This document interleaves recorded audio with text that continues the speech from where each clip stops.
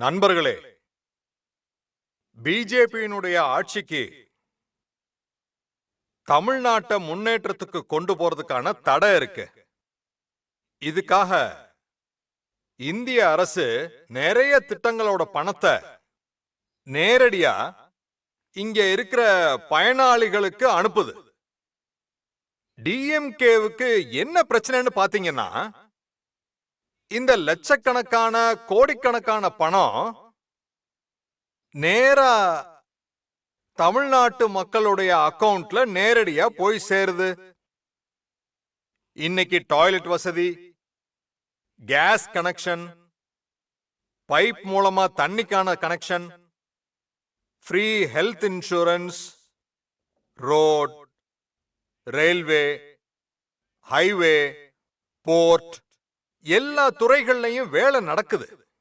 லட்சக்கணக்கான கோடிக்கணக்கான ரூபாய்கள் இந்த முன்னேற்றத்துக்கான விஷயங்கள்ல பயன்படுற பணத்தை கொள்ளையடிக்கிறதுக்கு டிஎம்கேய சேர்ந்தவங்களுக்கு ரொம்ப கஷ்டமா இருக்கு.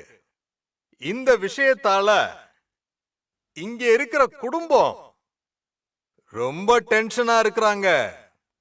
அதனால இந்த டிஎம்கேய சேர்ந்தவங்க என்ன யோசிக்கிறாங்கன்னா, சரி பணத்தை தான் எடுக்க முடியல, ஆனா குறைஞ்சது இந்த வேலையோடைய கிரெடிட்டையாவது எடுத்துக்கலாம்னு பாக்குறாங்க.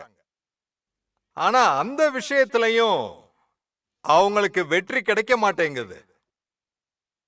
நான் டிஎம்கேக்கு ஒரு விஷயம் சொல்ல ஆசைப்படுறேன்.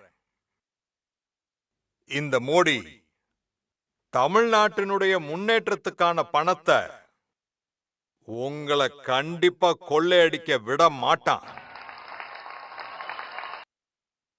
அப்புறம் நீங்க எவ்வளவு பணத்தை கொள்ளையடிச்சிருக்கீங்களோ அத வசூல் பண்ணி மறுபடியும் தமிழ்நாட்டு மக்களுக்கே மீண்டும் கொண்டு போய் சேர்க்கப்படும்.